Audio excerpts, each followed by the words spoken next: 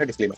Friends, मैं कोई SEBI registered adviser या फाइनेंशियल एडवाइजर नहीं हूं। मैं उन सेवरल इंटरनेट यूजर्स की तरह हूं जो स्टॉक मार्केट में इन्वेस्ट करते हैं और स्टॉक के कैश सेगमेंट या फ्यूचर्स ऑप्शन में ट्रेड करते हैं। इक्विटी, फ्यूचर ऑप्शंस और करेंसी ट्रेडिंग में बहुत रिस्क है, इसलिए इसे अपने वित्तीय जोखिम पर ही करें। मेरे द्वारा शेयर किए गए इन्वेस्टमेंट आइडियाज एजुकेशनल पर्पस के लिए हैं और कोई ट्रेडिंग, फाइनेंशियल या इन्वेस्टमेंट एडवाइस नहीं है। आप अपनी फाइनेंशियल रिक्वायरमेंट्स और अपनी सिचुएशन के आधार पर एक क्वालिफाइड फाइनेंशियल एडवाइजर से सलाह लें। इस चैनल पर दी गई इन्फॉर्मेशन या एडवाइस सिर्फ एजुकेशनल पर्पस के लिए है और केवल इसके आधार पर ट्रेडिंग या इन्वेस्टमेंट न करें। इस चैनल के कंटेंट को देखने के बाद आप इस बात को मानते हैं कि इस चैनल पर दिया गया मटेरियल एजुकेशनल पर्पस के लिए है और आप किसी भी ग्रुप या इंसान को इस अपने लॉसेस या डैमेजेस जो कि इस चैनल के शेयर की गई इन्वेस्टमेंट आइडिया से होगी उसके लिए आप उसको जिम्मेदार नहीं ठहरा सकते। Standard disclaimer. I am not a SEBI registered adviser और financial adviser. I am one of the several internet users who trade in stock और cash segment of NSE BSE. Equities, future options and currency trading have large potential rewards but also large potential risk. Any of my investment ideas are provided for educational purpose only and do not constitute specific financial trading or investment advice. You should discuss your specific requirements and situation with a qualified financial advisor. Any advice or information on this channel is for educational purpose only and please do not trade or invest based solely on this information. By viewing the material inside or using the information in this channel, you agree that this is a general education material and you will not hold any person or entity responsible for the loss or damage resulting from the content or general advice provided here. Thank you. Hello friends, मैं हूं आपका दोस्त और host की और स्वागत है आपका मेरे चैनल मैं भी करोड़पति पे। आइए आज हम कुछ FII DII डेटा और सेंसेक्स के बारे में थोड़ी स्टडी करेंगे।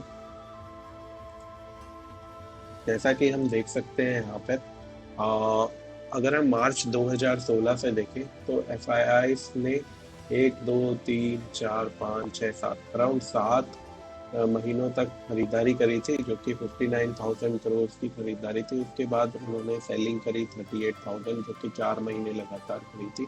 उसके बाद अगर हम देखें तो मैक्सिमम जो इनकी सेलिंग है वो 1 2 3 4 5 6 7 8 9 से 10 महीने इनकी सेलिंग चलती है। 2017 में इन्होंने 77,000 करोड़ की सेलिंग की थी। सो हम देख सकते हैं जब भी ये सेलिंग करते हैं तो DIIs हमारे बाइंग करते हैं और मार्केट को संभालते हैं। सो अगर हम देखें कोरोना के टाइम पे भी इन्होंने कोरोना वाले मंथ में, जो कि मार्च 2020 था, अगर हम उसमें देखें तो एक बहुत बड़ी इन्होंने बिकवाली की थी 65,000 करोड़ की, जिसकी वजह से मार्केट क्रैश आई। उसके अलावा अगर हम देखें तो जो बड़ी बिकवाली है उनकी यहाँ पे 25 हज़ार करोड़ देखिए, 25 और ये 23, ये एक बड़े नंबर्स हैं जो उन्होंने, लेकिन मार्केट क्रैश नहीं हुआ। तो इस बिकवाली से मार्केट क्रैश नहीं होता, लेकिन 50,000 करोड़ से ऊपर की अगर बिकवाली एक महीने में आ जाए तो मार्केट क्रैश हो सकता है। तो जैसा कि हम देख सकते हैं कि नवंबर में इन्होंने ऑलरेडी 10,000 करोड़ की सेलिंग कर चुकी है, अक्टूबर में 25,000 करोड़ की सेलिंग की थी। सो ये कहीं भी मार्केट क्रैश होने के हमारे दिशा सूचक नहीं दे रहे हैं। दूसरी बात, सब लोग कह रहे हैं कि मार्केट बहुत बढ़ गया है, मार्केट बहुत बढ़ गया है जी, मार्केट बढ़ गया। ये देखिए यहाँ से जब भी हम क्रैश देते हैं मार्केट 100% बढ़ता है। तो 12 से 24,000 हमारा मार्केट होने को ये हम कह नहीं सकते, लेकिन देखा जाए अगर 2008 का अगर हम फॉल देखें, 2008 में एक बड़ा फॉल आया था। उस समय अगर हम देखें तो 2008 में जो हमारा फॉल था वो 6,000 से 2,000, यानी कि मार्केट ऑलमोस्ट आधा हो गया था। और 6 के बाद फिर हम देखें तो मार्केट ने हमारे 12,000 तक की रैली की थी, तो 100% ये बढ़ा था। तो उसी शायद हम अगर उससे कोरिलेट करें तो हमारा मार्केट जो है 12,000 पे इसने फॉल लिया था, तो ये शायद 24,000 तक हमको राइस देने की संभावना है। लेकिन अगर हम ये जो राइस देखें बहुत स्टीप आया, बहुत स्टीप है, जो कि पिछले के जो राइस हैं उनसे थोड़ा सा बहुत ही स्टीप राइस है। एनीवे जैसा कि हम जानते हैं कि रिटेल ने जो 4 करोड़ जो 4 करोड़ डीमैट अकाउंट्स जो जुड़े हैं CDSL की वेबसाइट के अनुसार, उसके अनुसार ये रिटेल का पार्टिसिपेशन हुआ है यहाँ पे। मार्च अगर हम 2020 से देखें तो FIIs तो हमारे कंटिन्यूसली सेल कर रहे थे और DIIs बाय कर रहे थे, तो उसके हिसाब से तो ये नलीफाई होना था। लेकिन रिटेल ने जो पार्टिसिपेशन दिखाया, शायद उसकी वजह से हम ये जो मार्केट में जो आग लगी है, जो फ्यूल ग्रोथ फ्यूल हुई है, उसको हम देख रहे हैं। तो अभी सब लोग, जैसा कि हम जानते हैं कि स्टॉक्स बहुत करेक्ट हुए हैं और मार्केट जो है वो ऑलमोस्ट 1,000 पॉइंट अपने हाई से गिर चुका है। तो सब लोग एक बड़े क्रैश का यहाँ पर संभावना लगा के बैठे हुए हैं। लेकिन जैसा कि हम देख सकते हैं DIIs के सेलिंग के आंकड़ों से कि क्रैश यहाँ पे होता हुआ हमें दिख नहीं रहा। एनीवे मैं एक बार फिर बता दूं, ये हमारी सारी जो है जो मैं आपको टिप्पणियां दे रहा हूँ, ये सिर्फ एजुकेशनल पर्पस के लिए है। बाकी आपका जो डिसीजन होगा वो आपका ही होगा। तो इसमें हम देख सकते हैं कि नवंबर में 9,000 करोड़ ऑलरेडी ये लोग 40 और 35 अराउंड 70-80 हज़ार करोड़ की ये लोग सेलिंग कर चुके हैं।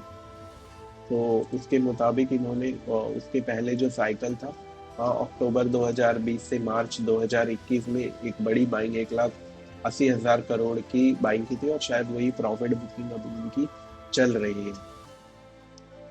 सो इनके आंकड़ों से ये क्रैश तो होता हुआ मुझे दिख नहीं रहा है, बिकॉज दूसरा अगर एक और चीज पे हम नजर डालें कि इन्होंने जो मार्च 2020 में जो 65,000 करोड़ की सेलिंग की थी, तो उस समय सारे दिन ये लोग सिर्फ सिर्फ एक दिन छोड़ के सारे दिन इन्होंने सेलिंग सेलिंग सेलिंग और सिर्फ सेलिंग ही की थी। उसी हिसाब से अगर हम नवंबर का अगर और नवंबर या अक्टूबर का डाटा देखें, अगर हम नवंबर का डाटा देखें तो इसमें बाइंग भी है, फिर सेलिंग सेलिंग सेलिंग फिर बाइंग। तो ये कहीं भी क्रैश के सूचक तो नहीं है। उसी के साथ अगर हम अक्टूबर का अगर डाटा देखें, अक्टूबर 2020 का,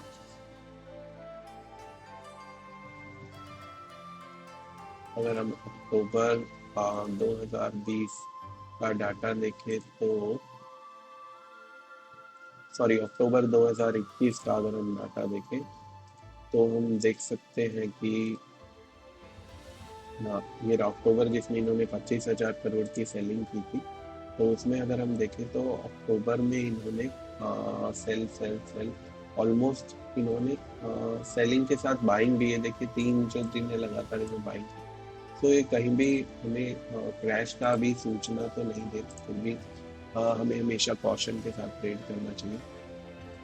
तो दूसरा अगर हम देखें कि अप्रैल से ये लोग कंटिन्यूसली सेलिंग कर रहे हैं, लेकिन मार्केट तो गिर नहीं रहा है, बिकॉज BIS और रिटेल के पार्टिसिपेशन की वजह से मार्केट गिर नहीं रहा है।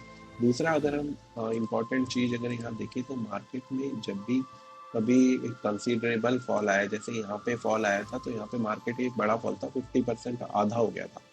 ठीक है। उसके अलावा अगर हम देखें उसके पहले की मार्केट में, देखिए थोड़ा सा करेक्शन है 11,800 से 10,000, यानी कि अराउंड 1,000 1,500 पॉइंट का फॉल है। यहाँ पे अगर हम देखें तो 11,700 से 10,000 1,700 पॉइंट का फॉल है।